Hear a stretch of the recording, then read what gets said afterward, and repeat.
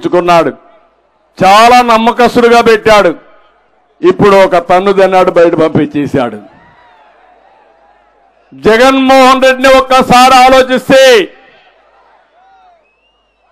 నమ్మక ద్రోహం చేయడంలో నెంబర్ 1 ఎవరన్నా ఉన్నారంటే దానికి చిరునామా సైకో జగన్. అవునా కాదా అని మిమ్మల్ని అడుగుతున్నా.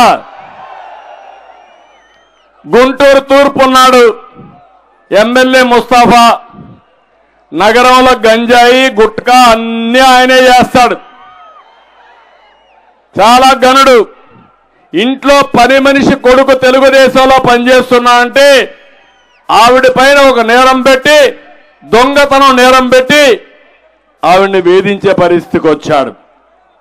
ఆటో నగరంలో 800 గజాలు కబ్జా చేశాడు. అరాచకాలు శృతిమించాయి.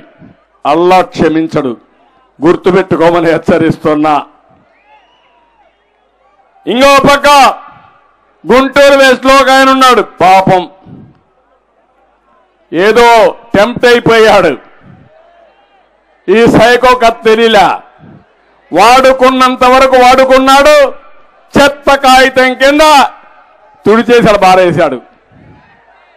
ఇప్పుడు బుద్ధి వచ్చింది. నేను గౌరవించా, ఇది ఆయన గౌరవించే పరిస్థితి. ఇంకో పక్క అక్కడికి చిలకలూరిపేట నుంచి ఒక చెత్తను తీసుకొచ్చి గుంటూరు ఠూకేశారు. చిలకలూరిపేటలో చెత్త, గుంటూరులో బంగారం. ఏ తమ్ముడు అవునా కాదా? మీకు ఆమోదమానే మిమ్మల్ని అడుగుతున్నా. అంటే ఇది మోసం చేయడం అవునా కాదా అని మిమ్మల్ని అడుగుతున్నా. ఈ జగన్మోహన్ రెడ్డి మోసకారు అవునా కాదా అని మిమ్మల్ని అడుగుతున్నా. అంటే వాళ్ళ కథ తెలిసే లోపల ఎలక్షన్లు అయిపోవాలి, మళ్ళా మామూలుగా చేయాలనుకుంటున్నారు. నీ ఆటలు సాగవని గట్టిగా చప్పట్లు కొట్టి చెప్పండి. మాకు అన్నీ తెలుసు. మీ ఆటలు సాగవని చెప్పాల్సిన అవసరం ఉంది. పత్తిపాడు సుచరిత గారు హోమ్ మినిస్టర్గా ఉండేది. దిశ చట్టం లేదు. ప్రతిరోజు చెప్పారు దిశ చట్టం ఉంది, దిశ చట్టం ఉందని. ఎక్కడుందమ్మా అంటే దానికి సమాధానం కూడా లేదు. ఇప్పుడు మీరు చూస్తే అనుచరులతో వంగిపురం, కోరాకుల, పుల్లటిగుంట్ల అక్రమంగా మట్టి తవ్వకాలు, పదవులు ఇప్పిస్తామని సొంత పార్టీ వాళ్ళ దగ్గర డబ్బులు తీసుకోవడం, ఇది నీతి నిజాయితీ. ఇంకో పక్కన తెనాలి అన్నాబత్తిన ఈయన చాలా చాలా గొప్పోడితనం. మున్సిపల్ సిబ్బందిని కూడా ఇంటి పనులకు ఉపయోగిస్తున్నాడు. మొత్తం మీరు చూస్తే మార్కెట్ కమిటీలో వసూళ్లు, కంకర, మట్టి, ఇసుక ఎక్కడ దొరికితే అక్కడ బొక్కేస్తున్నాడు. అది ఈయన ఘనత. వీళ్ళని గెలిపిస్తారా అని మిమ్మల్ని అడుగుతున్నా. 7 మందిని కూడా ఓడించాలా లేదా అని మిమ్మల్ని అడుగుతున్నా. ఓడిస్తామని గట్టిగా చప్పట్లు కొట్టి మీరందరూ కూడా. మంగళగిరికి వచ్చినప్పుడు చేనేత కార్మికులు ఎక్కువ ఉన్నారు, రైతులు ఉన్నారు, వెనుకబడిన వర్గాలు ఉన్నారు. అందరికీ న్యాయం చేసే బాధ్యత తెలుగుదేశం పార్టీ తీసుకుంటామని చెప్పి కూడా నేను మీకు తెలియజేస్తున్నా. చేనేత కార్మికులు నూలు కానీ రంగుల పైన సబ్సిడీ ఇచ్చేవాళ్ళం. చేనేత సహాయ నిధి, పొదుపు నిధి, ఇలాంటి అన్ని కార్యక్రమాలు చేశాం.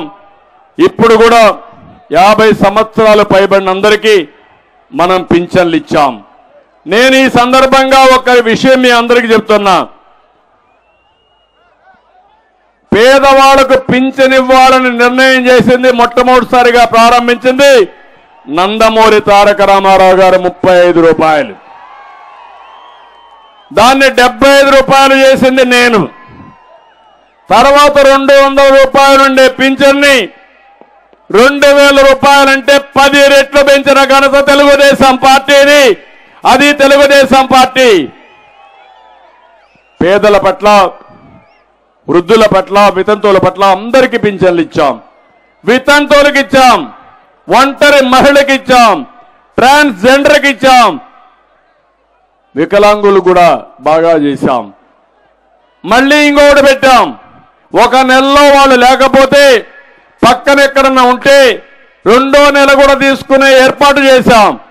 ఈరోజు హామీ ఇస్తున్నాం, పేదవాళ్ళందరికీ హామీ ఇస్తున్నా, పింఛన్లు తీసుకునే ప్రతి ఒక్కరికి హామీ ఇస్తున్నా.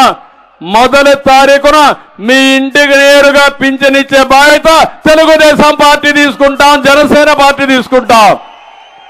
అంతేకాదు, ఎవరైనా మీ పింఛన్ కానీ ఒక నెల ఇక్కడ లేకుండా బయట పోతే 3 నెలల వరకు మళ్ళా తీసుకునే విధానానికి శ్రీకారం చుడతాం. ఎప్పుడు వచ్చినా మీ ఇంటి దగ్గరనే ఆ పింఛన్ ఇస్తాం. ఈ విషయం కూడా మీరు అందరికీ చెప్పాల్సిందిగానే మిమ్మల్ని అందరినీ కోరుతున్నా. అందుకే నేను ఇక్కడికి వచ్చా. రా కదలి రా, ఇది ఇంటింటి నినాదం కావాలి, ప్రతి ఒక్క వ్యక్తి భవిష్యత్తు కావాలి.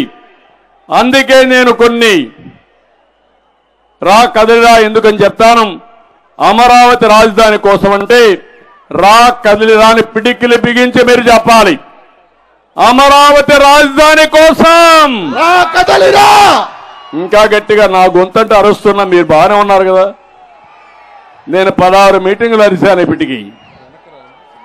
అమరావతి రాజధాని కోసం రా కదలిరా. తెలుగు జాతి నెంబర్ 1 చేయడం కోసం, రా కదలిరా. రైతుల సంక్షేమం కోసం, రా కదలిరా. యువత ఉద్యోగాల కోసం, రా కదలిరా. మహిళా సాధికారత కోసం రా కదలిరా. రాతియుగం పోవాలి, స్వర్ణయుగం రావాలి. రా కదలిరా. రాతియుగం పోవాలి, స్వర్ణయుగం రావాలి. రా కదలిరా. తెలుగుదేశం జనసేన ఐక్యత వర్ధిల్లాలి. వర్ధిల్లాలి. తెలుగుదేశం జనసేన ఐక్యత. వర్ధిల్లాలి. తెలుగుదేశం జనసేన ఐక్యత. వర్ధిల్లాలి. చాలా సంతోషంగా ఉంది. రాత్రికి బాగా నిద్ర వస్తుంది నాకు. ఎందుకంటే మీ ఉత్సాహం చూసా.